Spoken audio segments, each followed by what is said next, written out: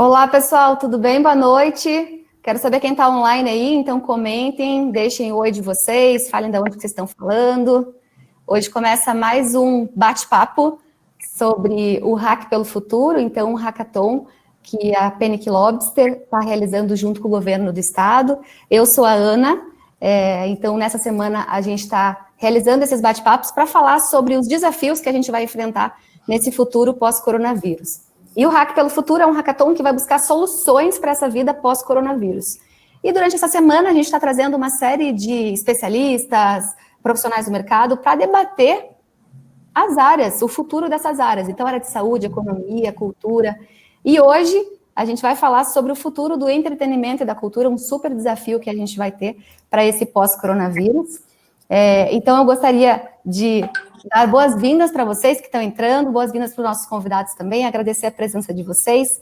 Lembrando que o Hack pelo Futuro, gente, é uma iniciativa do governo do Paraná, a CESPRO, com patrocínio da SET, Celepar, Agrodigital, Fomento Paraná e parceria da Penick Lobster. Então, já para começar esse papo com vocês, eu quero convidar a Ilana Lerner, diretora da Biblioteca Pública do Paraná, para tocar isso com os nossos convidados. Ilana, seja bem-vinda. Tá contigo. Obrigada, boa noite a todos. Então, aqui a gente vai começar essa conversa interessante, porque realmente a cultura é um dos ramos que foi bem prejudicado com toda essa loucura da Covid-19, né? Então, eu vou começar aqui com os nossos convidados. Eu vou pedir para cada um se apresentar, tá? Então, começando com a Giovana, por favor. Boa noite, obrigada pela oportunidade de estar aqui com vocês hoje, construindo um futuro melhor, né? Isso é bem importante, num momento extremamente desafiador e disruptivo, mas é exatamente em ambientes como esses que surgem grandes ideias. O governo do Paraná está de parabéns pela iniciativa. Eu tive a oportunidade de ver a abertura, né, desse evento, com comentários do Ratinho Júnior, né, o governador do Paraná, e fiquei bem empolgada no sentido, assim, do quanto que se tem a percepção que para construir um futuro melhor é necessário a participação das empresas, da sociedade, né, e a gente tem que olhar para frente, pensar no day after, o Paraná Forte. Então, eu trago aqui a minha contribuição, como canta, o nosso foco é estudar as pessoas, o comportamento das pessoas, as atitudes. Eu sou diretora comercial da Regional Sul-Sudeste, né, sempre estou no Paraná, né, e na região Sul, e tenho certeza que a gente vai sair desse bate-papo aí com alguns insights bem importantes. Vai, Leandro. E o Leandro, acho que...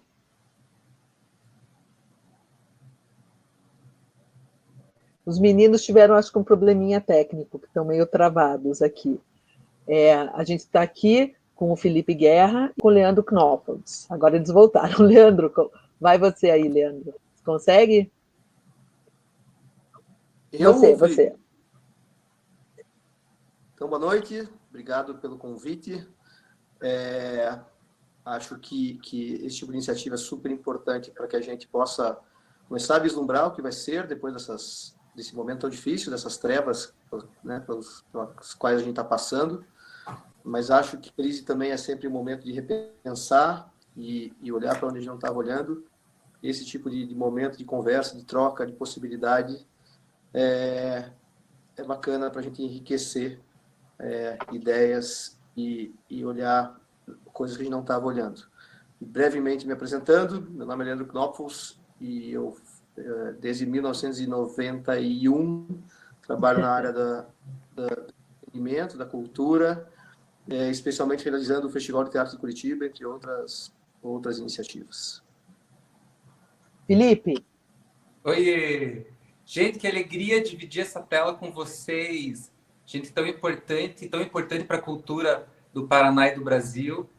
Me sinto lisonjeado e parabenizo a iniciativa do governo do estado por trazer essas questões tão importantes, do pensamento do futuro, né? O que será das nossas vidas pós-Covid, se é que teremos o pós-Covid, quanto tempo estaremos convivendo com o Covid, né? E na parte cultural isso é ainda mais delicado, porque a nossa atividade, a cultura, exige, demanda de aglomeração, né? O público precisa estar juntinho do artista. Então, é lógico que a tecnologia... Bom, isso é a discussão que a gente vai entrar mais para frente, mas, enfim, a questão cultural realmente é muito atingida economicamente e na sua essência da troca entre o artista e o público. Então, eu fico muito feliz de poder estar discutindo isso. Fiquei a manhã inteira e o dia inteiro conversando aqui no escritório com outras pessoas, porque ninguém tem a resposta, né? Que futuro é esse? A gente nem sabe que doença é essa direito, que está fala tanto do futuro. Então, eu tenho mais perguntas do que respostas em relação ao futuro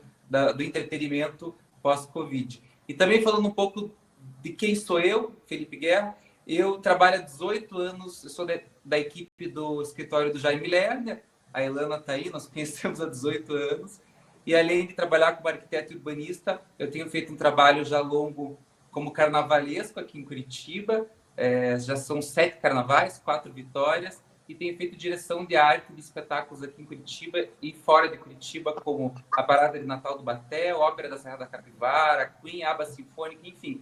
A gente está aí na linha de frente, digamos assim, das produções culturais de Curitiba, trabalhando com artistas de todos os segmentos, bailarinos, cantores, músicos eruditos, músicos populares, pessoal do circo.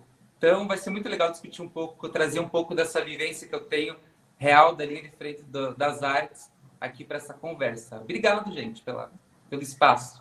A gente que agradece. Bom, a primeira pergunta que eu queria meio que contextualizar para as pessoas que estão ouvindo é como que essa crise atingiu os negócios de vocês, né? O Leandro estava na boca do Festival de Teatro, foi um dos primeiros, aliás, foi um dos primeiros empreendedores culturais a cancelar um grande evento no Brasil inteiro, já vislumbrando a confusão que ia dar, porque ainda era tudo muito, né, muito incerto. O Leandro foi um dos primeiros mesmo no Brasil inteiro. Então, são duas perguntas numa só. Como isso muda o trabalho de vocês? Como vocês foram afetados? E quais foram as mudanças imediatas que vocês tiveram que fazer? A Giovana, acredito também que na questão das entrevistas, né, do Ibope, como é que também deve ter sofrido uma série de mudanças. Eu queria que vocês dessem uma pincelada para as pessoas em como atingiu e quais foram as mudanças imediatas que vocês tiveram que fazer. Quem quiser falar, pode começar. Bem, eu a gente começo aqui, então, por favor. vai lá.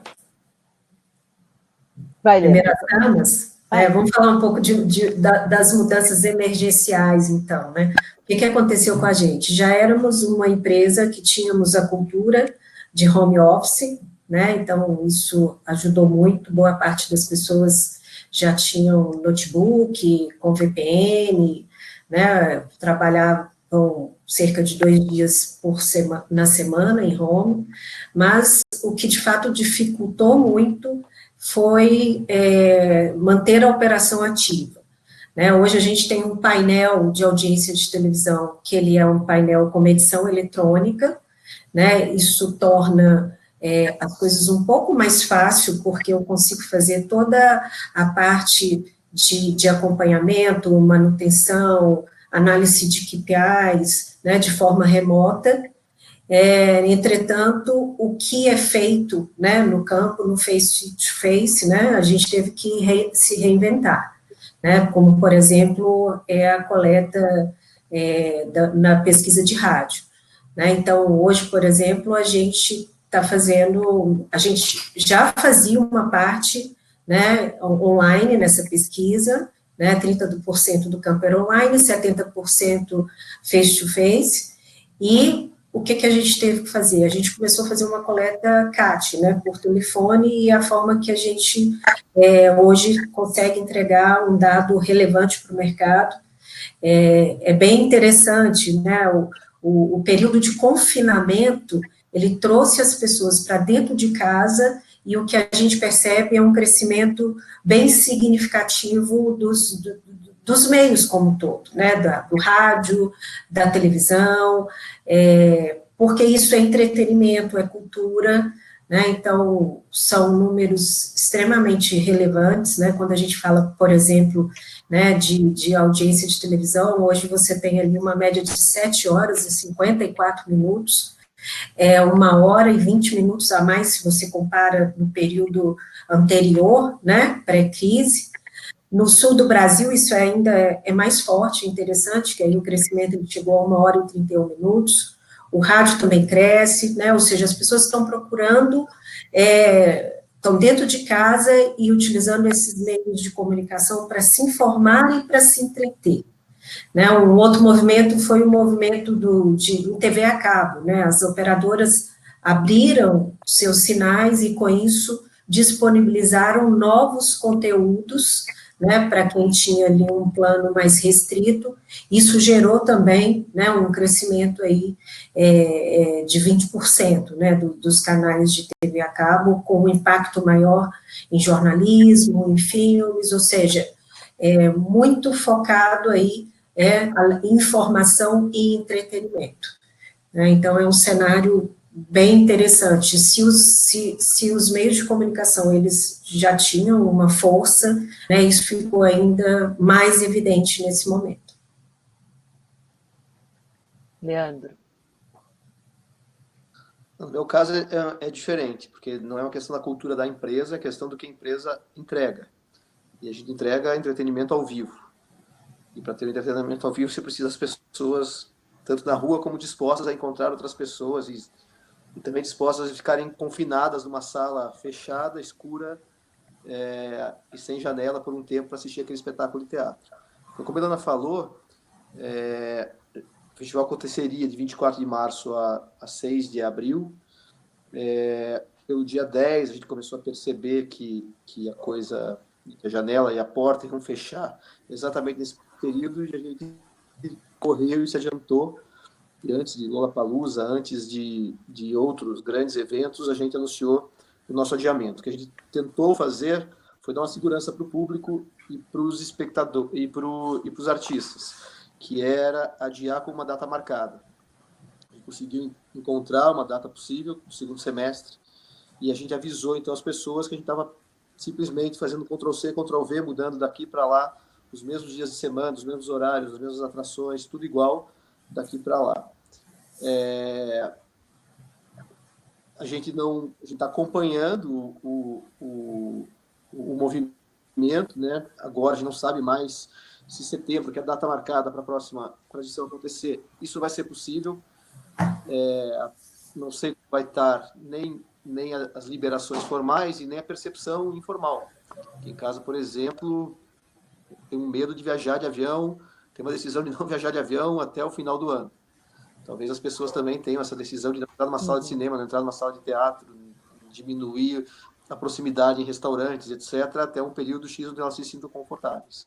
Então, isso a gente conseguiu, tentando responder um pouco da pergunta, Ilana, conseguiu antever, o que permitiu que a gente se preparasse, né? Não só, então, adiasse, mas tivesse um norte em relação a esse adiamento para a data tal, e que com o decorrer das coisas, não sei se foi a data, vamos saber, vamos entender ainda se é a data que é viável, né?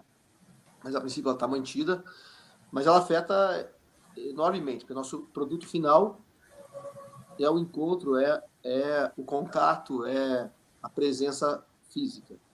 E aí, para se reinventar, a gente está acelerando uma atividade que a gente já tinha previsto há pelo menos 2 anos, que é a experiência continuada do entretenimento ao vivo, que é a forma, né, através do que todo mundo está fazendo, geração de conteúdo, geração de possibilidades únicas, geração de contatos que as pessoas não teriam, sempre contatos virtuais, tentando viabilizar valor nessas outras possibilidades dentro do ativo que a gente tem.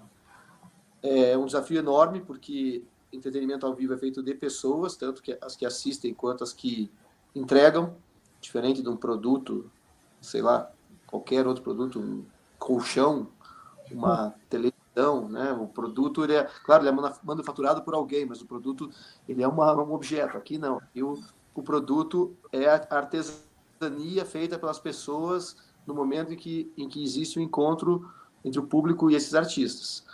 E essas pessoas também tiveram uma parada total nos seus proventos. Então, são diversas ações que a gente tem que ordenar para que a cadeia se mantenha em pé. Que o público tenha segurança que ele vai receber o que ele contratou, que o artista consiga chegar inteiro atravessando esse período e de certa forma, de alguma forma, remunerado e conseguindo subsistir até que ele possa exercer novamente a sua atividade, que não o artista, mas todas as pessoas que trabalham junto com o artista, que estão por trás, na produção, e toda a cadeia que está, né, atrás das apresentações, que as pessoas se sintam confiantes também de que é uma estrutura uma roda que vai continuar girando, e esses são os desafios que a gente encontra tentando manter a esperança de que a atividade ao vivo vai voltar em algum momento, vai voltar com força, e tentando se reinventar para que outras fontes de receita apareçam para suplementar essa fonte que vai crescer. E você, Felipe, como é que está lidando com isso? Então, eu estou passando por uma série um mar de emoções, né? Porque eu estava saindo do carnaval, que a gente teve... o carnaval é um processo para nós, para mim e para a equipe toda, um processo muito complexo, a gente se envolve demais. Então, a escola ganhou o carnaval, então a gente estava saindo de um processo super feliz. Então, a gente ia começar a aproveitar o rabo desse cometa que é a vitória do carnaval. Então, a gente tinha uma série de programações que iam começar, como a feijoada no título, enfim. Então, tudo isso teve que ser paralisado. Eu estava embarcando para o Piauí, onde a gente faz, para lançar um evento que eu participo, que eu faço a direção de arte e concepção, que é a Ópera da Serra da Capivara, que acontece dentro de um parque nacional. Então, eu estava embarcando para lá, para a gente lançar o projeto desse espetáculo que acontece anualmente no final de julho. Então, também deixei de viajar. Tanto porque não podia viajar, como porque o Parque Nacional está fechado e a gente não sabe quando que o Parque Nacional vai reabrir para que a gente possa montar o espetáculo. Então, no que tange o espetáculo, o festival a Ópera da Serra da Capivara, que acontece nesse Parque Nacional, que tem as pinturas rupestres mais incríveis do mundo, está totalmente em compasso de espera. A gente não consegue nem lançar o evento porque a gente não sabe o que vai acontecer. Então, a gente não conseguiu nem jogar uma segunda data. Felizmente, a gente nem lançou a primeira data, então a gente não teve nem que fazer um remanejamento de data, porque o evento é como se ele não tivesse acontecendo, né? E acho que também outras ações, por exemplo, relacionadas à ópera de arame e às pedreiras, que eu participo da parte de projetos especiais lá dentro, a gente teve que repensar tudo, né? O uso do espaço, a construção das peças novas, o mirante novo, o teleférico, tudo isso a gente está remodelando, repensando. As datas de inauguração, todas estavam vinculadas ao aniversário de Curitiba, então isso tudo foi remanejado, as obras tiveram que parar. Então, realmente, é um momento muito difícil de entender. E a parte mais difícil, como o Leandro falou, não é nem criar uma segunda data, não é nem jogar para o segundo semestre ou para o final do ano. A gente não tem certeza de até quando isso vai. Então, isso que gera uma angústia maior para todo mundo. Então, para os produtores em geral. Então, muita gente remarcou como o Festival de Teatro, outros eventos grandes em Curitiba, como Curitiba, Aruni Day, remarcaram seus eventos para setembro, novembro, mas eles sabem, os produtores sabem que eles não têm certeza dessas datas também, porque a gente não sabe em que momento a gente vai poder aglomerar as pessoas. Né? Uma coisa é o comércio voltar de forma controlada, com cuidados maiores. Outra coisa é você poder estar em grupo novamente. Então, é uma grande dúvida. Em relação à viagem também, quando esses artistas poderão pegar avião, por exemplo, para vir para cá de forma segura. Então, existe uma grande dúvida em relação a isso, mas também a gente vê o nascimento de coisas novas. Por exemplo, eu tive a oportunidade de criar, junto com a Mônica do Clube da Alice, que é um grupo de mulheres do Facebook, são 600 mil mulheres, sendo dessas mais de 500 mil curitibanas que participam, e a gente imediatamente, quando aconteceu o problema, a gente criou uma televisão online que a gente leva entretenimento todos os dias para esse grupo de mulheres e para quem tiver curiosidade também. Então, já teve participação de 2 secretários do governo do estado, do PROCON, e a gente leva artistas, shows de música, de circo. Então, realmente, é a chance da gente entender também como o entretenimento pode mudar de lugar. Então, eu como produtor, tive que dar um passo para trás, né? Parei um pouco a parte de criação, mas ao mesmo tempo me reinventei junto com o Clube da Alice para criar uma ferramenta nova para levar o entretenimento de outra maneira. E a gente tem visto isso, todos os artistas, e eu acho que é parte da discussão que a gente vai ter em relação a isso, artistas se reinventando e tentando encontrar o caminho para sobreviver nesse meio, e a tecnologia tem sido, quem sabe, uma das possibilidades. Então, assim, realmente é muito difícil, é só dúvida, só temos dúvidas, não temos certeza de nada. A única coisa que a gente está tentando agora, eu e as pessoas que trabalham comigo, é encontrar uma ferramenta, uma forma de tentar tirar um proveito ou lições positivas desse momento. Bom, essa é uma das perguntas que eu ia fazer para vocês, que ao mesmo tempo que está todo mundo em casa, e a Giovana até já mencionou, a demanda de cultura online e por TV a cabo, aumentou imensamente, né? A quantidade de lives que estão acontecendo, quer dizer, as pessoas estão buscando usar a tecnologia para se reaproximar das pessoas.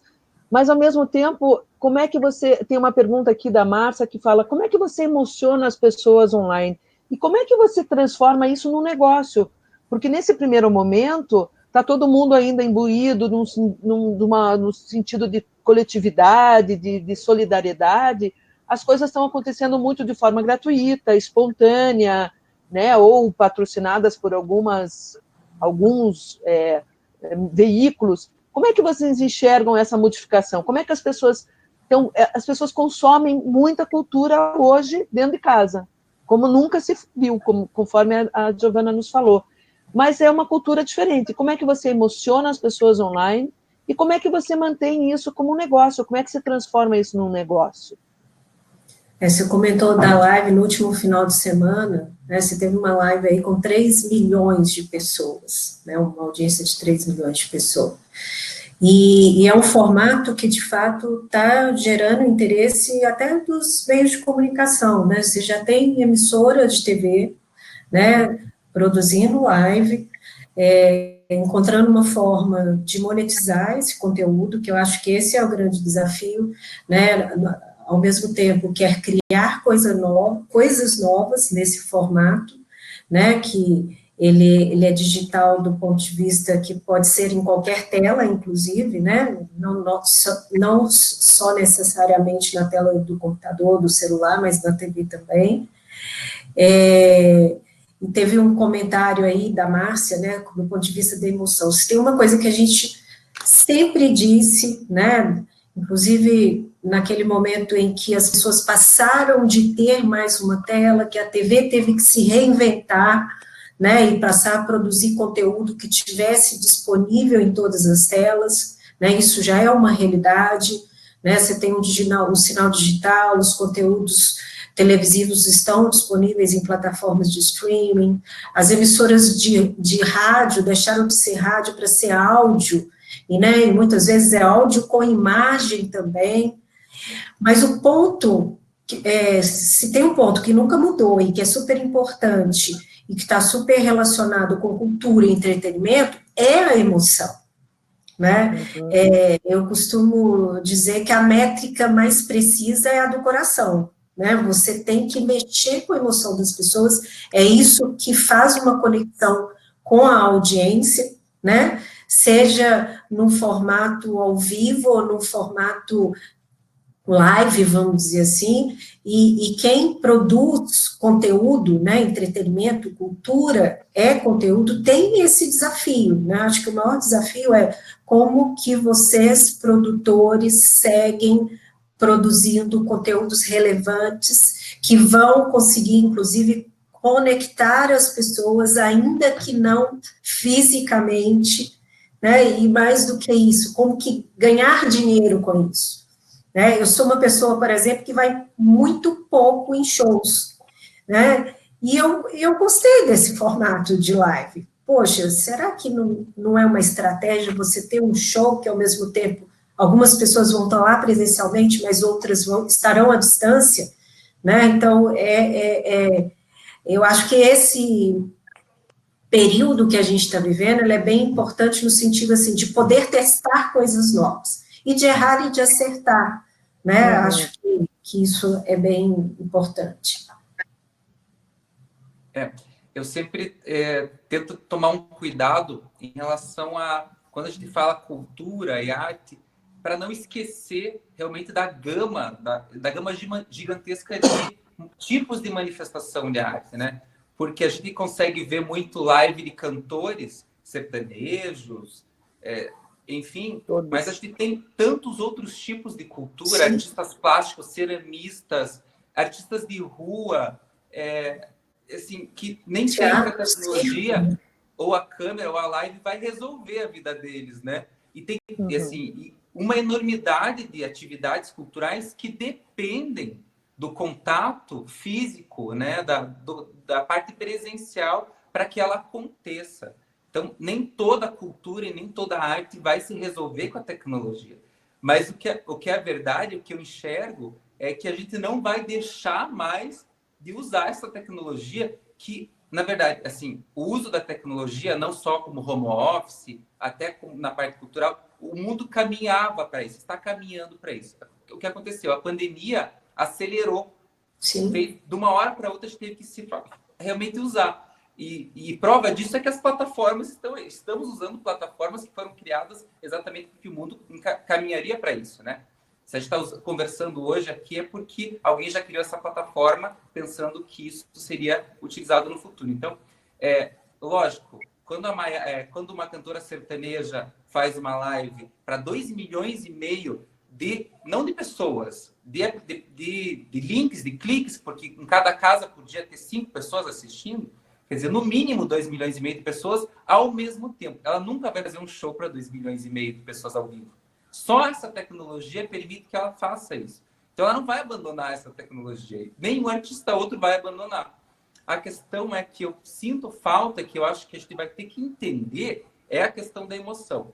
Porque o artista não tem o feedback ao vivo da reação do público. Não tem vaia, não tem aplauso, tem no máximo você ficar mandando coraçãozinho.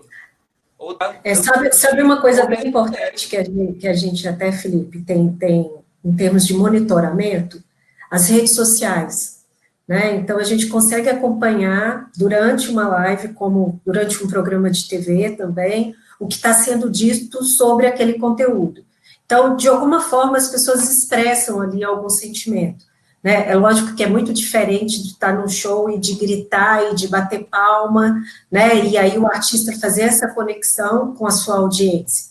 Mas é um formato diferente, né? Que você consegue também acompanhar ali, né? Como as pessoas estão se comportando. E de tudo que a gente tem visto e estudado, e como Cantor, né?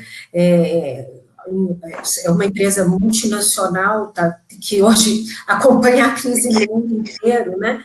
Então, o que a gente tem dito, tem visto, inclusive visto exemplos de quem está mais à frente, como é o exemplo da China, por exemplo, 4 semanas depois do lockdown, as coisas vão voltando ao normal, né, em termos de consumo, em termos de comportamento, né, isso significa que as pessoas não deixarão de estar presencialmente nos shows, mas existe uma oportunidade, né, de você ter uma parcela da audiência de shows que antes não existia, que passa a existir, né, e mais do que isso, você ganhar dinheiro com isso, né, como que você desenvolve um formato, uma conexão, né, que você monetiza. Acho que essa é a grande oportunidade a médio e longo prazo, né, e quem estiver preparado para isso, né, na hora que as coisas voltarem, porque se tem a única coisa certa até aqui, que isso tem um fim, a gente só não sabe quando, mas vai ter um fim,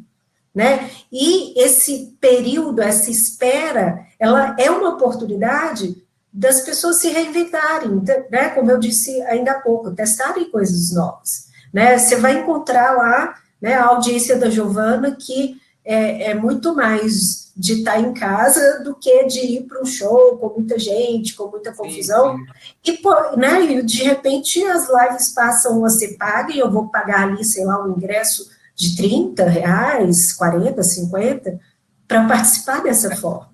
Né? Acho que esse é um ponto importante. A gente viu grandes manifestações super positivas em relação a isso, com o Circo du Soleil, que foi... Sim, eu sei que sim. A repercussão, musicais da Broadway também fazendo a mesma coisa. Então, assim, às vezes a gente não teria chance nenhuma de ver um espetáculo do Circo du Soleil em Vegas, mas agora eu posso assistir um espetáculo, porque uma coisa é DVD, você vê um espetáculo gravado sem erro, sem emoção nenhuma. Isso a gente já está acostumado, ver no YouTube um Circo du Soleil. Agora, você assistir ao vivo, com o artista podendo errar, que a graça do circo é essa, né? Você tá e assistir numa tela de 50 polegadas, acho que essa é a diferença. Né? Você tem as TVs conectadas que cada vez te possibilitam mais essa interação, né, com a plataforma de vídeo. Né? É um espetáculo dentro da sua casa. Né? Tem aqui uma informação da Silvia que o YouTube já está tendo plataforma para cobrar ingresso, já tá começando a cobrar ingresso para as suas apresentações. Eles já estão possibilitando essa possibilidade de cobrar os ingressos para assistir essas coisas. E o que esses grandes players farão? A busca por conteúdo relevante. Né? Então, de novo, a oportunidade para quem produz conteúdo, né? Relevante, emocionante, que conecta as pessoas. Eu li uma reportagem hoje que eu achei interessante, dei até um print na tela, porque achei fantástico para a nossa conversa de hoje. A Ana Vitória, né, uma dupla de meninas que tem feito um trabalho bacana, foi na contramão de todo mundo, das pessoas, dos artistas que estão fazendo lives gratuitas, e resolveram cobrar R$95 para as pessoas assistirem a live delas, provavelmente já pela plataforma do YouTube.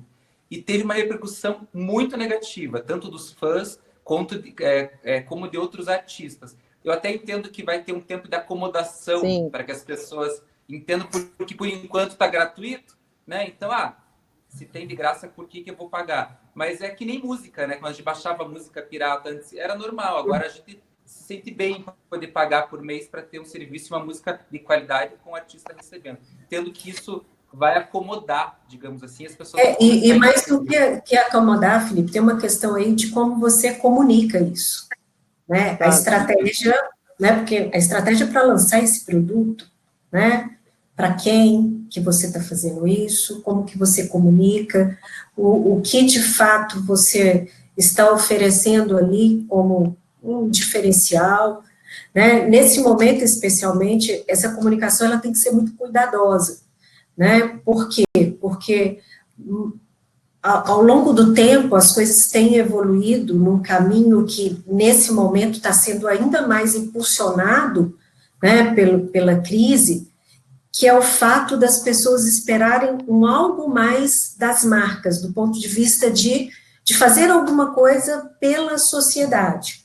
Né? Então, se você consegue linkar, né, um esforço dentro da cultura, que de repente você consiga englobar alguém que estava fora disso, né, tendo um apoio de patrocínio de alguma marca que quer fazer a conexão com isso, e não necessariamente cobrar daquele indivíduo diretamente, talvez seja um formato para este momento que tenha muito mais adesão, né? Ou seja, porque é o que as pessoas estão esperando. Poxa, eu estou aqui em casa, eu tenho uma marca que está conectada com um produtor de conteúdo que está trazendo algo para eu ficar bem em casa, né? Então, talvez não seja o momento ainda de cobrar efetivamente pelo ingresso, mas tentar um formato de patrocínio, por exemplo. Essa era a minha próxima questão, minha próxima pergunta, né? Principalmente para os meninos que trabalham com essa questão do patrocínio, de projetos culturais. Eu acho que a gente vai enfrentar aí mais uma dificuldade também, porque todas as verbas vão ser meio que remanejadas no momento que a economia vai entrar num momento muito delicado. Como vocês veem o financiamento cultural, principalmente das leis municipais, estaduais e federais, Como vocês enxergam que vai ser esse caminho quando a gente, teoricamente, voltar para uma certa normalidade? Como é que vocês acham que vai ser o financiamento cultural dos projetos, dos mecenatos? Como é que vocês enxergam que vai? Para onde a gente vai? Eu acho, Ilana, que só voltando um pouco na outra questão, tem uma situação um pouco mais ampla do que foi debatida. Eu queria só aprofundar um pouquinho, que é a questão do entender o valor do produto final, o produto cultural, o produto artístico, chame ele como chamar. Eu evito chamar de cultura, eu acho que a gente faz...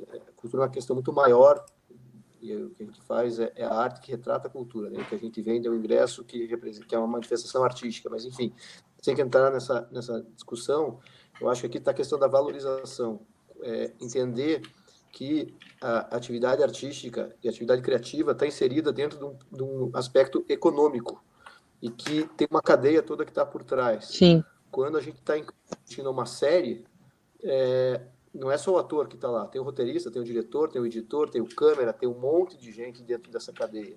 Quando a gente lê um livro, tem o autor, mas também tem o editor, tem a parte industrial, gráfica, tudo bem, agora digital, mas tem uma cadeia inteira que está por trás disso, né? Um desfile de carnaval, um espetáculo de teatro, um show e etc., envolve aqui uma situação econômica. No Brasil, a gente está pouco acostumado a pagar por isso. Por exemplo, na Inglaterra, assim como a gente paga a água, a luz e o telefone, a gente paga pela TV. As pessoas pagam pela TV. Você quer ter TV em casa, você paga por isso, uma mensalidade, TV aberta. No Brasil, acostumou-se que a publicidade paga por isso. E aí, já entrando no que você vai falar, esse recurso da publicidade, do patrocínio, ou de um terceiro pagando para que um quarto tenha acesso à produção profissional de um outro ainda, ele vai diminuir muito. Então, o desafio aqui, o maior, passa por uma questão de aculturamento e de valorização. Quantas pessoas usam a senha do Netflix do outro, não remunerando a cadeia, quando pega, né? Quando usa uma senha do Netflix para assistir uma série, essa série foi paga, alguém financiou essa série, alguém acreditou nessa série, alguém investiu nessa série. Para quê? Para que chegasse na ponta e isso fosse pago, fosse remunerado. E as pessoas trocam senhas do Netflix, por exemplo, sem a menor percepção de que isso está desvalorizando, está levando embora um recurso que seria importante para a manutenção dessa cadeia. E isso vale para tudo. Então, eu acho que existe um desafio grande, que é a percepção do valor econômico da atividade. Estamos em casa nesse momento, né? O que a gente está consumindo? No meu caso, chocolate, um monte de comida, e nas horas vagas, a TV, o livro, a música. Agora, isso está chegando para mim, né, no nosso cotidiano, de uma maneira praticamente... Tudo bem, a gente paga a TV a cabo, a gente paga o Netflix, a gente tem os livros, mas ela não é... a gente não percebe o valor que ela tem. A gente não está acostumado a pegar a carteira, abrir, tirar o dinheiro, tirar o cartão e passar e pagar por isso, né? Quantas vezes a gente fala, o espetáculo é gratuito, a apresentação é gratuita, o filme é gratuito? Não é gratuito, alguém pagou por isso. E o que vai ser o desafio da mudança é que a ponta final, o consumidor, a pessoa que está recebendo aquela informação, recebendo aquele produto, esse cidadão, esse ente econômico vai ter que começar a entender que isso custa e vai ter que pagar por isso, para que essa pujança, para essa vida econômica da cadeia possa se sustentar. Porque, né, aí respondendo a tua segunda pergunta, a pergunta que você colocou agora, os patrocínios, o modelo de isenção, de renúncia fiscal,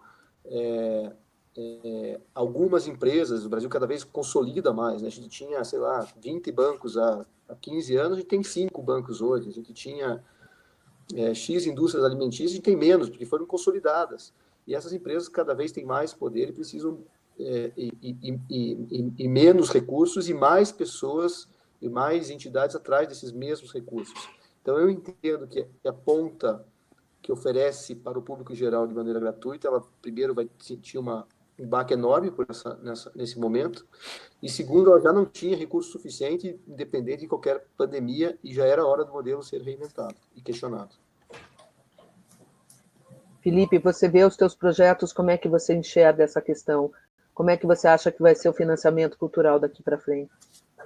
Eu tive um probleminha com o áudio do Leandro, não escutei o que ele falou, mas espero não ser repetitivo, tá? Em relação aos meus projetos, assim, o que a gente vem percebendo, independente da pandemia, um problema já há 3 anos de conseguir dinheiro, principalmente através de leis de incentivo, né? Parece que, ainda mais nessa gestão atual, que parece que existe uma demonização, as empresas ficaram com medo de investir dinheiro na cultura por causa dessa meio que demonização do sistema. Então, a gente tem tido muita dificuldade de conseguir, assim, pela dificuldade das empresas de conseguir, às vezes, ter lucro real para poder investir em cultura, até também porque as que têm, às vezes, não querem investir em cultura por causa dessa demonização. Mas eu imagino que o momento agora, e entendo que o momento agora, para as empresas que têm uma visão estratégica de futuro, que seja de investir mesmo. Talvez seja agora a hora dessas empresas entrarem, que elas estão pensando, sim, nas suas imagens e utilizar a cultura para isso, utilizar essas ferramentas culturais para isso. As empresas que têm uma visão antiquada, antiga, vão tirar as suas verbas de marketing. Vão tirar as verbas de marketing e utilizar em outras coisas. As empresas que eu imagino inteligentes, com uma visão de futuro mais aprimoradas, vão investir em marketing. Agora é a hora de investir em cultura. Vamos mostrar para o Brasil e para o mundo quanto estamos alinhados com o futuro. Então eu vejo, assim, sim, uma grande dificuldade, a dificuldade que a gente já tinha no passado. Só vai piorar. Mas as empresas que estiverem com uma visão do futuro, as empresas que investirem em cultura vão sair na frente quando a pandemia acabar e quando a economia voltar a acelerar. Então, a minha aposta hoje é nas empresas que estão pensando, sim, em cultura. Mas vejo e sinto um cenário muito difícil, e é um cenário que não é da pandemia, é um cenário que já estamos enfrentando há pelo menos 3 anos. Muito difícil de conseguir verba de patrocínio, e estamos vendo projetos enormes, inclusive projetos que eu participo, que saíram há 3 anos atrás, não estão mais conseguindo captar, infelizmente, dinheiro de Lei Rouanet, por exemplo, que é a Lei Rouanet que tem nos possibilitado trabalhar com grandes produções. Sim. Porque a gente sabe que bilheteria hoje, infelizmente, não chega a pagar nem figurino das grandes produções. Quiçá a produção como um todo, né? Tem produções que envolvem, por exemplo, o ABBA Symphonic, que é um espetáculo que a gente criou, Multiarts, que a gente já fez 3 temporadas na Ópera de Arame, só de músicos no palco tinha 90 pessoas. Mais 30 pessoas de balé, mais 10 pessoas de circo, camareiras, costureiras, figurinistas. A bilheteria não paga isso. Então, a gente depende dessas ferramentas, como a Lei Rouanet, para construir essas produções maiores. E não temos conseguido, infelizmente, captar. Porém, eu enxergo sempre, porque eu sou otimista, entendo que as empresas que têm uma visão de futuro, que elas devem, sim, optar por investir na cultura, investir em entretenimento, por causa que as suas imagens dependem disso para o futuro. Giovana, eu só queria agregar a esse pensamento do Felipe. Está tendo algum tipo de pesquisa nesse sentido? As empresas estão fazendo pesquisas nessa área de como as pessoas vão consumir cultura, qual é o direcionamento desse consumidor cultural? Existe esse interesse dessas empresas para esse tipo de coisa? Vocês estão fazendo monitoramento nesse sentido?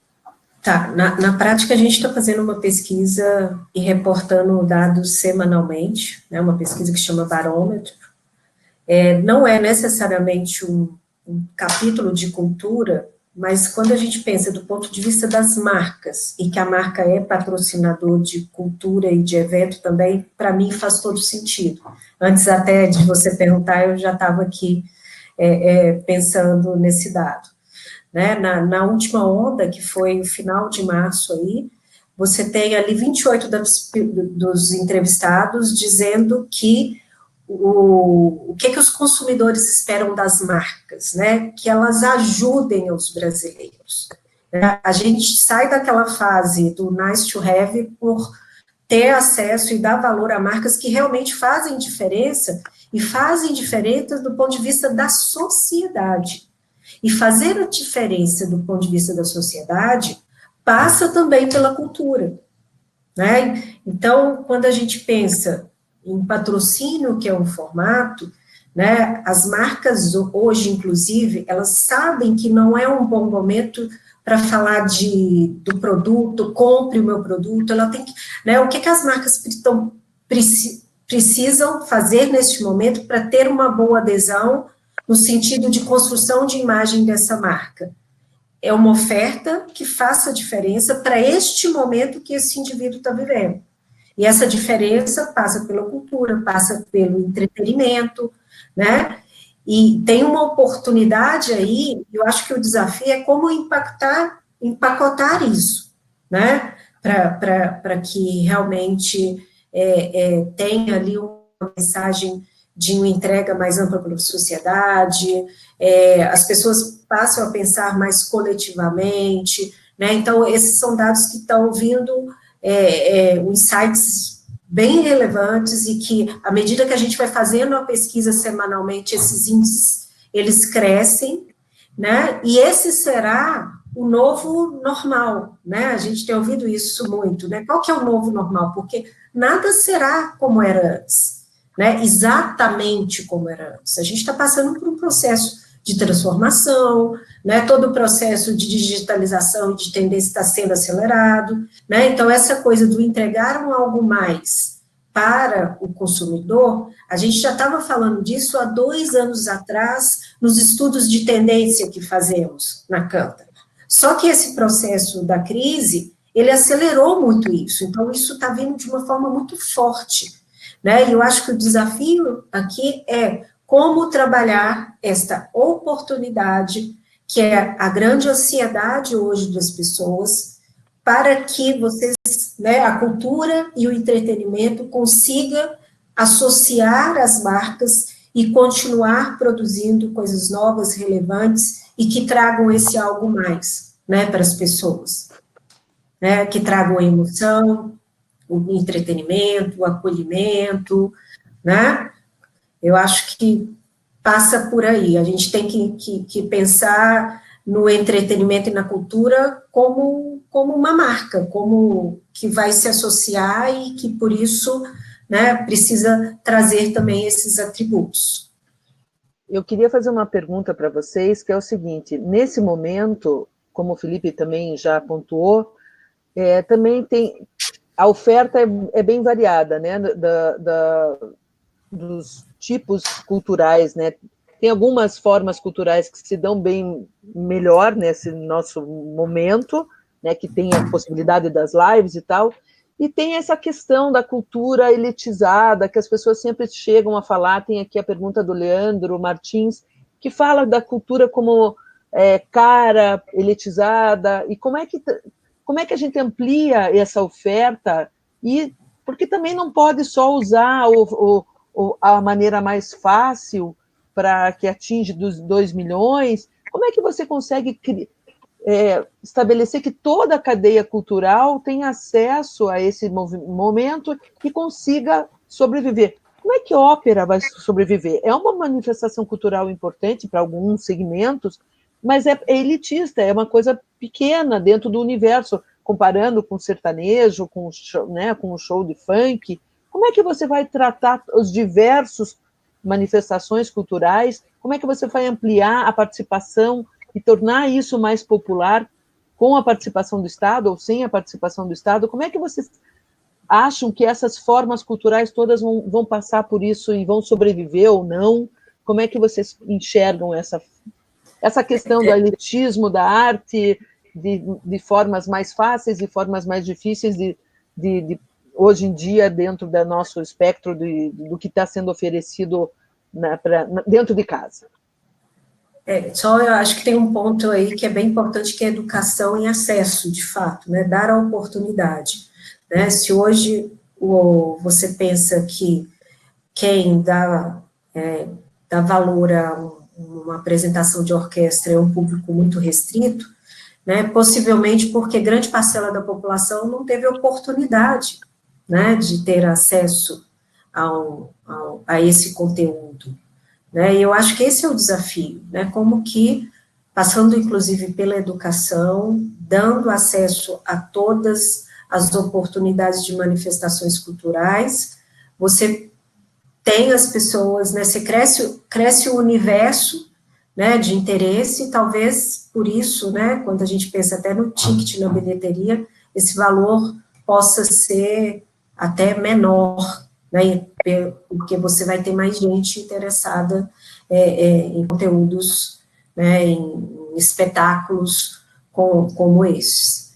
Né, até pensando, acho que foi o Leandro que falou um pouco, né, de ter Netflix, ter TV a cabo, ter TV, né? Não é todo mundo. Não é. Quando a gente olha para o Brasil, com as suas dimensões continentais, né, e eu digo que o Sul, ele é a nossa parte mais rica, tá? Quando a gente olha, inclusive, participação de classe AB, acesso à internet, o Paraná, especialmente, ele tem um perfil que é bem diferente, né, do resto do país, principalmente se a gente compara com o Norte e Nordeste. Então, aí, só por aí, você já vê que é uma limitação, mas também é uma oportunidade, né? Se a gente amplia isso para a cultura como um todo, isso gera um distanciamento ainda maior, né? E, de novo, é um desafio, mas também é uma oportunidade. Sim. Lê. Olha,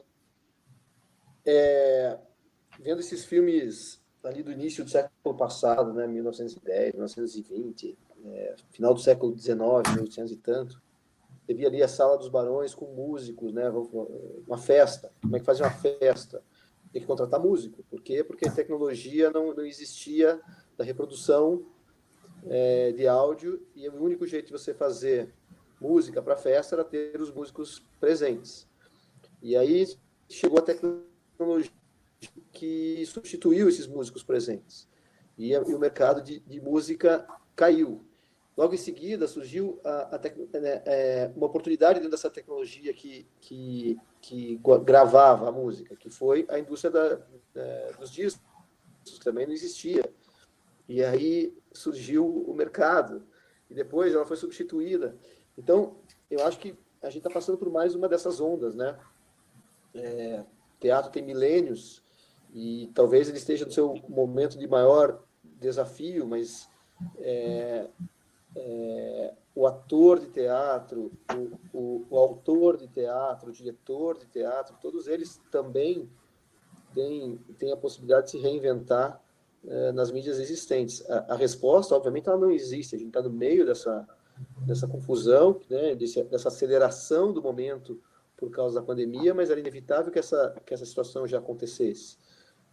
Os games ganharam um espaço gigante na indústria, atraindo recursos, atraindo atenção, mas para ter um game você precisa de um designer, você precisa de um roteirista, você precisa de um monte você precisa do criador da trilha sonora daquele game, você precisa do programador, obviamente. Então, os profissionais, eu acho que eles vão acabar se adaptando, se reinventando. Não sei se todos, né? Existem tecnologias que sumiram, né? A gente sempre fala, Xerox, empresas que eram gigantescas, não imaginavam que iam sumir, e sumiram, máquinas fotográficas, a Kodak, etc. Então, o mundo, ele gira assim, não é só no setor das artes.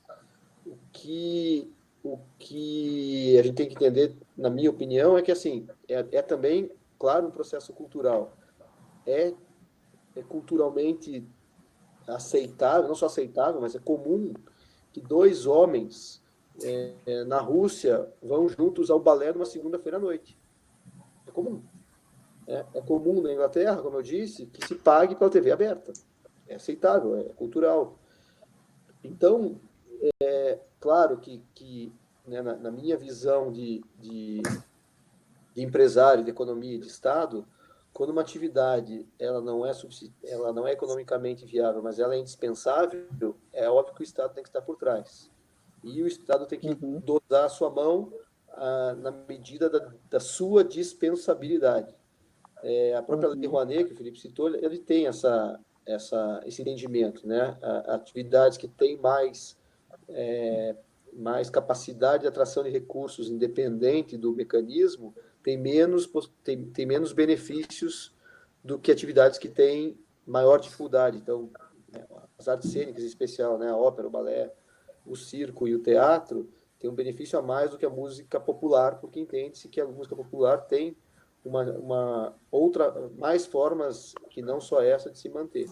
Então, eu acho que vai ser indispensável a vinda nas três esferas, nas esferas municipal, estadual e federal, uma revisão dos mecanismos que estão presentes, uma cultura não se muda em menos de uma geração. Então, para a gente querer que as pessoas passem a pagar pela televisão, passem a não mais fazer gambiarra de TV, né, pegar a senha do outro da Netflix, espiar, comprar música pirata e etc, etc. Isso não é amanhã vai acontecer. Mas eu acho que, mais do que tudo, passa por um entendimento global de que a cultura ela tem um impacto econômico e social.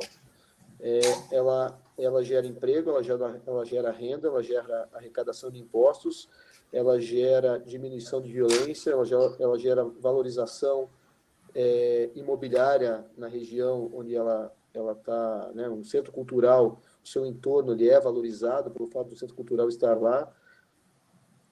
E quando a gente conseguir medir esse impacto que a atividade criativa, a atividade artística, a atividade cultural geram, a gente vai poder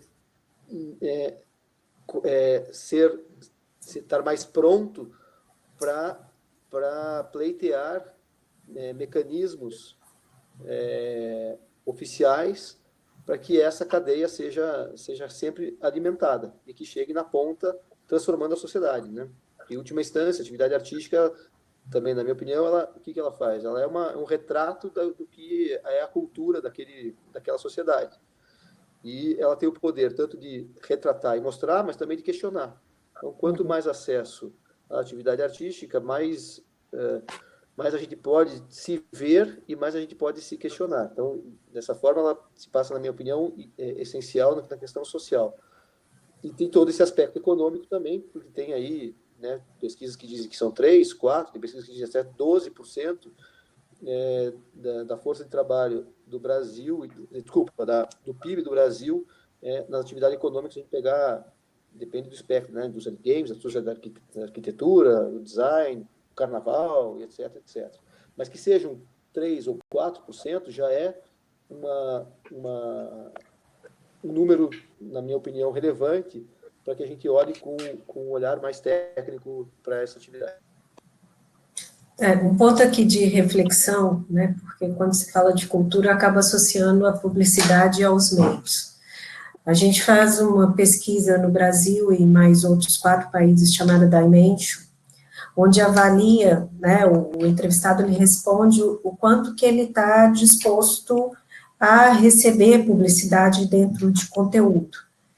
E é interessante porque, comparando com esses outros países, o brasileiro ele é o mais flexível, né, ele não se incomoda, né, com a publicidade dentro do conteúdo, vamos dizer assim. Ele está até disposto a receber a publicidade para pagar menos. Aí eu já fico pensando aqui o quanto que isso poderia também ser um formato dentro do entretenimento, né, da cultura, né, que é o media content, né, você levar conteúdo das marcas para dentro das produções, sabendo que o brasileiro tem essa característica de aceitar melhor isso, de não se incomodar, né, com isso, até que a gente passa por essa etapa que está ligada à educação, onde as pessoas realmente vão dar valor para isso e vão estar dispostas a pagar, né? Então, penso que esse caminho da publicidade pode ser, né, um ponto de partida ou pode inspirar, né, a cultura e o entretenimento com este foco, né? Ou seja, de ter conteúdo de publicidade e conteúdo das marcas. Tem uma pergunta aqui da Maria Andréa, que tipo de investimento em cultura vocês acham que é apropriado nesse momento? Aonde que vocês acham que o dinheiro da cultura vai estar bem empregado nessa? Se vocês fossem governantes, aonde vocês colocariam esse dinheiro? Ao meu ver, tem que ser absolutamente democrático. Boa pergunta. Tem que ser absolutamente democrático, porque a manifestação artística tem que ser... Eu colocaria esse dinheiro Boa pergunta. Aí eu colocaria esse dinheiro na retomada, dando a oportunidade para as pessoas assistirem a grandes espetáculos, pagando um ticket que seja 50% do valor que seria de fato.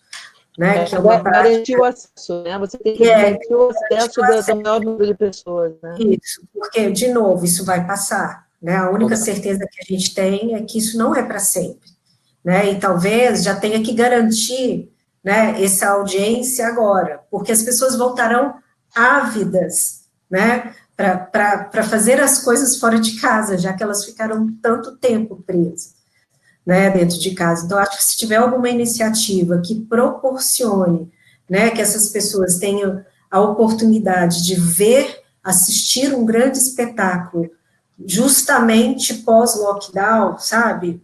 Já fico pensando lá aí no Paraná, né, lá no parque, né, maravilhoso, né, um grande espetáculo, as pessoas vão se preparar aí para isso, e isso vai marcar muito a vida das pessoas, né, e aí vai tocar o coração, né, aí vai fazer a conexão com a sociedade, né, e você pode ter alguém que comece a pagar por essa construção desde já, né, ou seja, porque organizar um espetáculo como esse, aí eu, olhando aqui para o Felipe, já fico pensando, né, ele que comentou aí sobre o carnaval e tudo mais, isso requer tempo, né, então, de repente, aproveitar esse tempo ainda, né, da quarentena, para preparar um grande espetáculo que será patrocinado por alguma ou algumas grandes marcas e realmente receber as pessoas quando elas voltarem. Eu seria tocada por isso. Concordo, acho que a difusão aí, isso é o ponto. Felipe, você que trabalha em ser um produtor cultural, você é um arquiteto e um urbanista também, qual é essa relação que você acha que vai acontecer com a arte pública, né? As demonstrações públicas, arte de rua, né? Tem muita gente perguntando se você tirar essas manifestações culturais, tirar das caixas e colocar ao ar livre, se é uma opção. Como é que você vê que vai renascer essas grandes manifestações, como, por exemplo, o Natal, que vocês faziam, essas coisas? Você acha que tem clima, que as pessoas estão prontas para voltar a ocupar uma pedreira, a ocupar o espaço público, ir para a rua? Vocês acham que isso vai demorar? Né? O Leandro também tem espetáculos gratuitos no Festival de Teatro, também tem espetáculos na rua. Vocês acham que essa ocupação da cidade artisticamente vai ser um processo difícil de voltar? Ou vai ser, quem sabe, como a Giovana falou, que as pessoas vão estar ávidas para ter esse tipo de manifestação? Vai ganhar essa saudade ou vai ganhar o medo desses encontros?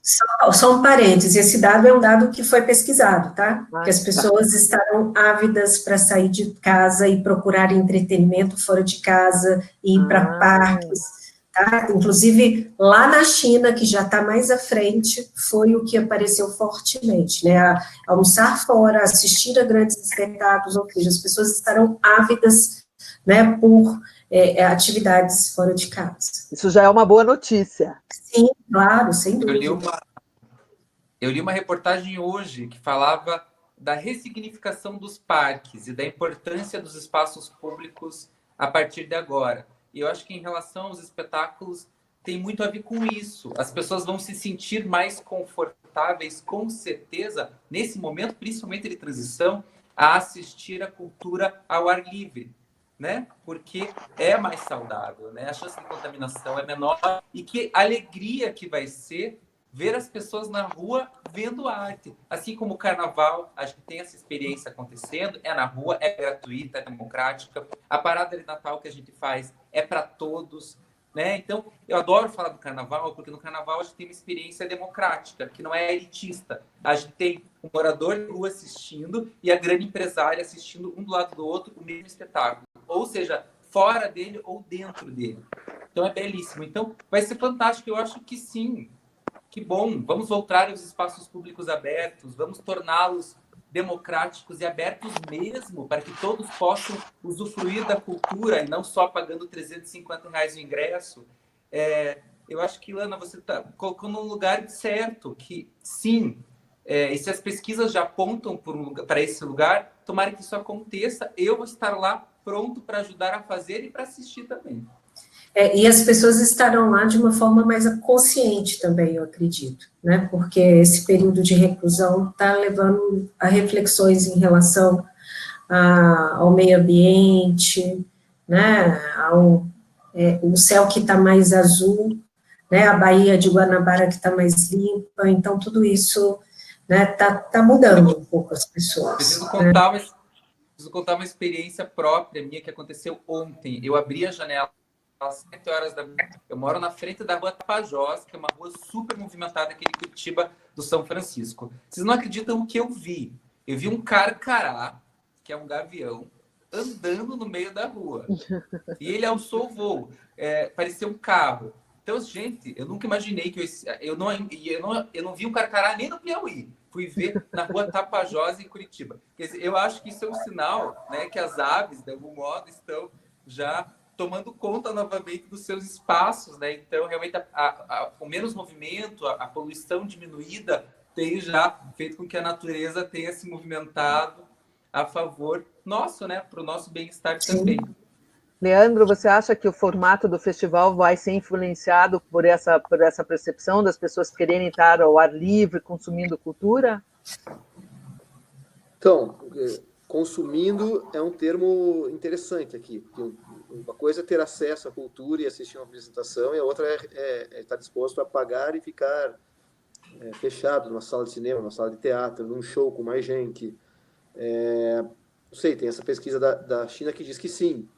Eu não tenho dados para dizer que não. Tem uma percepção que eu acho que sim, mas eu não sei em que tempo. Eu, quando adiei, né, a gente adiou o festival, a gente não tinha, como você falou no começo, né, Lana, a gente foi os primeiros a adiar. A gente achou naquele momento que em 6 meses mais do que teria passado. Uhum. Mas cada dia que fica dentro de casa, a gente vê que pelo menos 5 para a gente querer sair. Né? Então, assim, torço, espero, acredito que, claro, sem dúvida, vai voltar, mas infelizmente, a minha percepção é um pouco diferente. Eu acho que sim, as pessoas querem ir para a rua, as pessoas querem ver outras, né, como o Giovanna falou, ir para parques, para praças, etc. Mas quando a gente falar, vamos assistir a estreia do Star Wars novo, e vamos lotar uma sala de cinema com 200 pessoas, uma a 12 centímetros de distância da outra. E quando a primeira pessoa dessas 200 tossir, as outras 199 vão levantar e vão sair. Então, eu acho que tem, de novo, usando o termo, né, mas vai ter um aculturamento pós-pandemia, que já aconteceu, na verdade, na época do SARS, né? As pessoas demoraram para entrar, né, para a aviação retomar, para as atividades dessa natureza. Tem uma a imprensa britânica está colocando que os shows na Inglaterra só voltam no outono de 2021, outono deles, e é setembro, outubro, né? Então, pelo menos mais 16 meses. Mais um ano e meio. Um pouco mais de um ano. Shows nos Estados Unidos, até agosto, são todos cancelados. Eu acho que não existe resposta para essa situação, né? Não existe também... A gente está experienciando aqui em Curitiba, não sei se você sabe, Giovana, mas o comércio foi liberado a funcionar com regras restrições. restrições. E aí não é porque a atividade está aberta que o consumidor está disposto a entrar, né, a tomar um perdigoto do atendente ou da atendente. Eu não sei, eu acho que... Certamente terá um período de readaptação, né, para as pessoas perderem o medo. Pessoal, né? E vai ter gente que vai fazer isso mais rápido, vai ter gente que vai demorar mais, né, eu acho que isso... Né, quando você falou de Star Wars aí, eu já pensei, porque Star Wars você tem os fãs, né? Então, acho que quem é fã de Star Wars vai, nem que seja de máscara, entendeu? Na hora que tiver um lançamento. Aí tem gente que não vai mesmo, fala assim, o que eu vou fazer numa sala de cinema fechada? Vai ficar algum tempo sem fazer isso. Né? Gente, então, a gente está chegando, estamos chegando perto do nosso encerramento, eu tenho 2 perguntas finais para vocês, tá?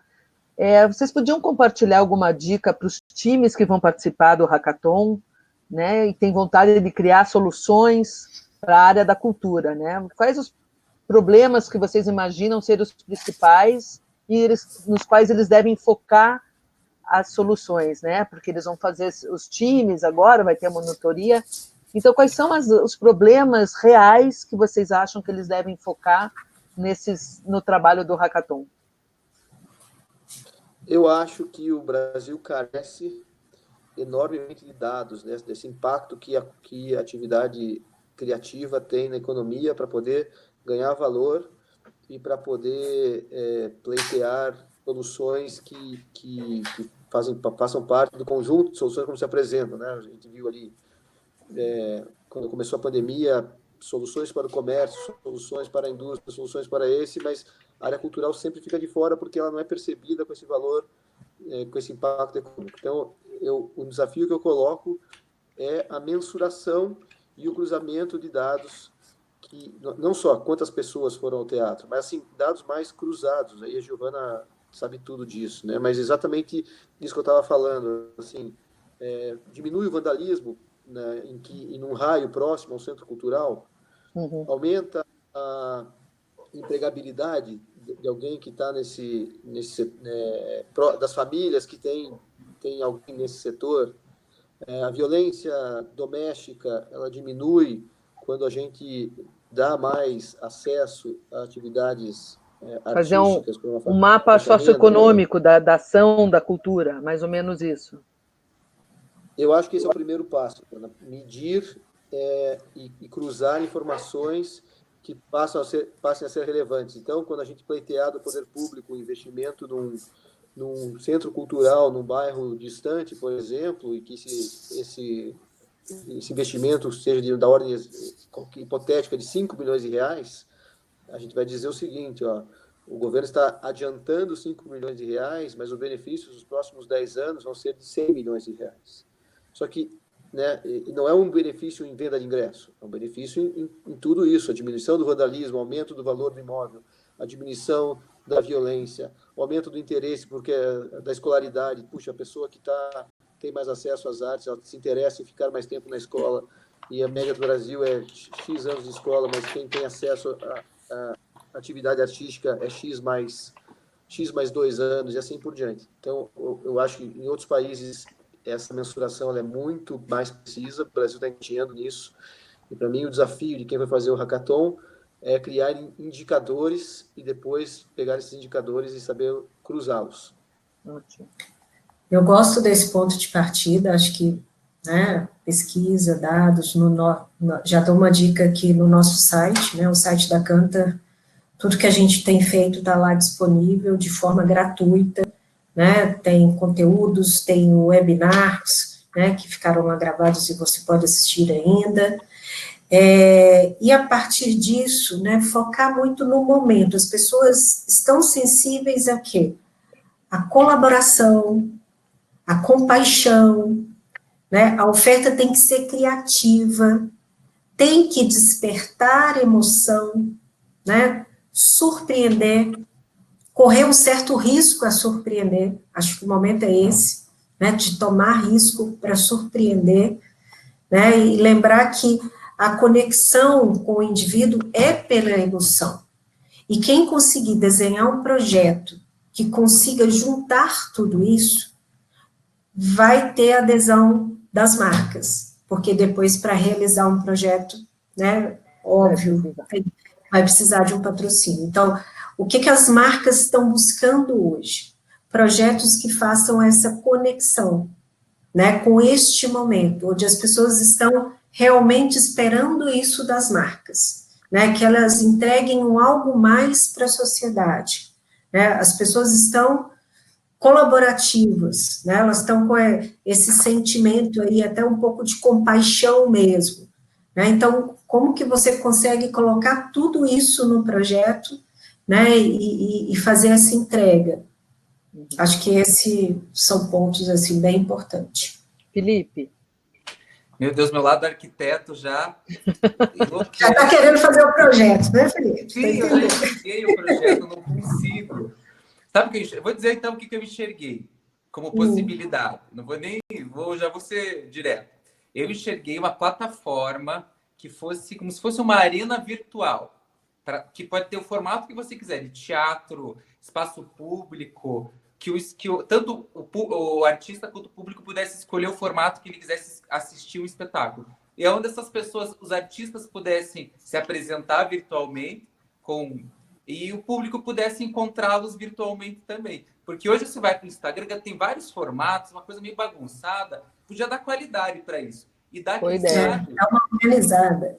E quem sabe pensar, daí sim, em como gerar experiência de troca real entre quem está assistindo e quem está se apresentando. Né? Olha só que coisa interessante. Como que a tecnologia pode gerar essa experiência de uma forma melhor do que ela existe hoje. Uma boa dica. Aí eu quero participar. Ótimo, gostei. E a última pergunta, gente, é a seguinte. O que essa quarentena trouxe para cada um de vocês, né? Qual é o aprendizado que vocês vão levar desse momento por aí para a vida pessoal, para a vida profissional? O que esse momento trouxe para vocês?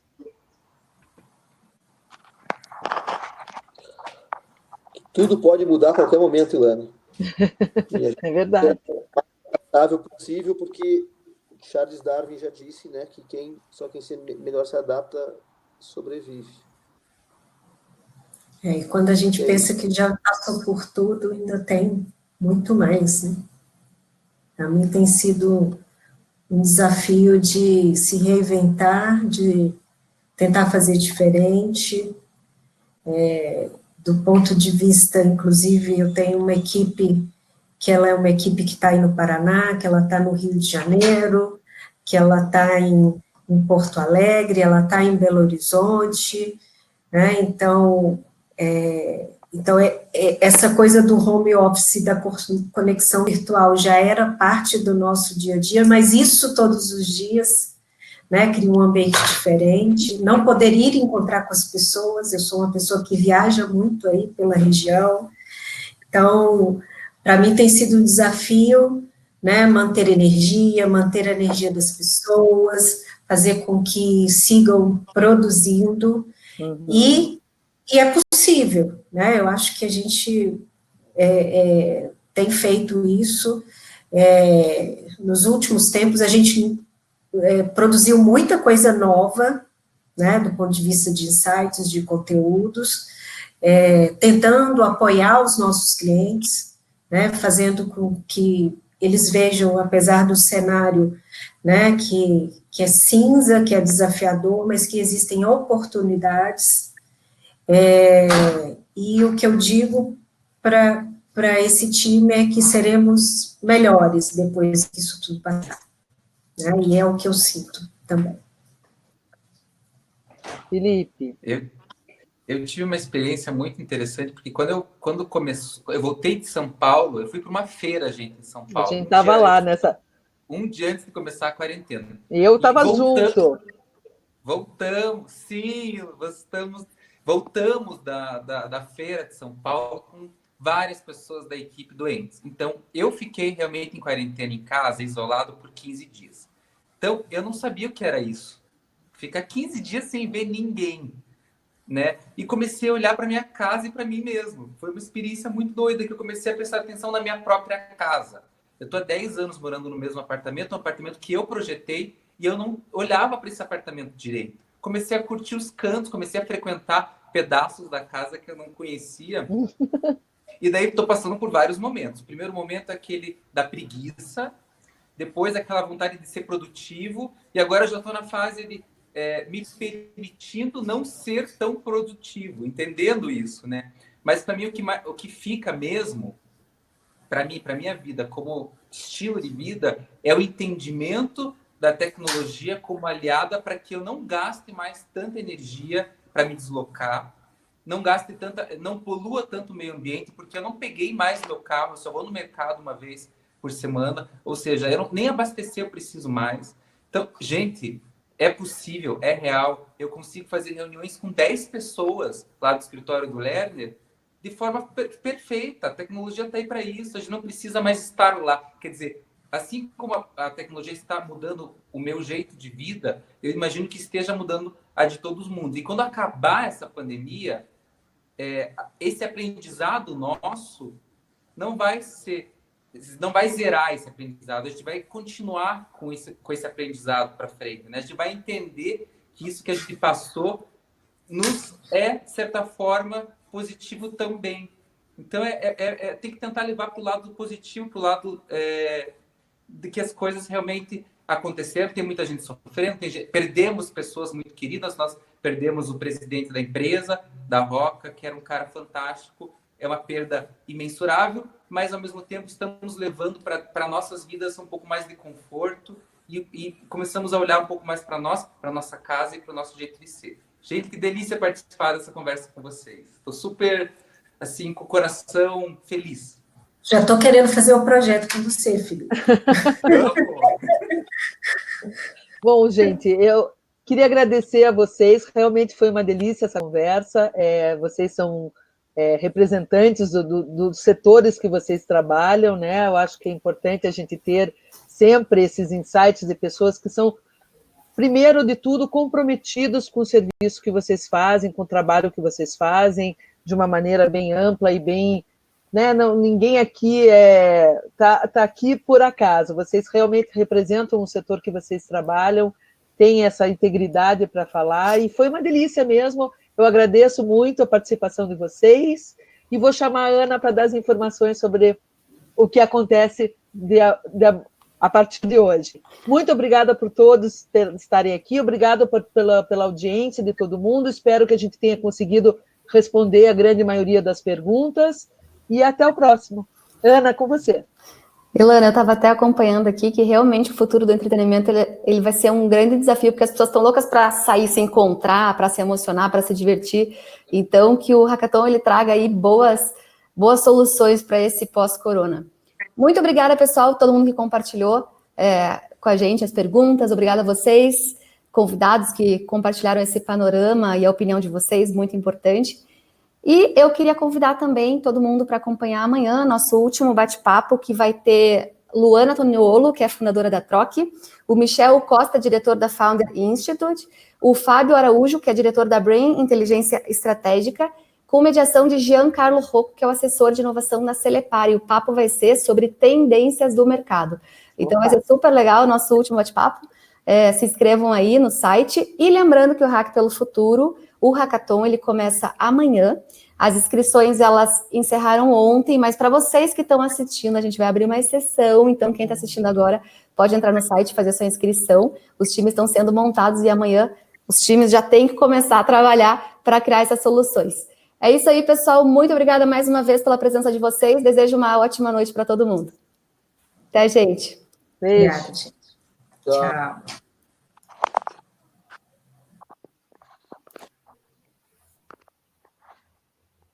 Está no ar ainda?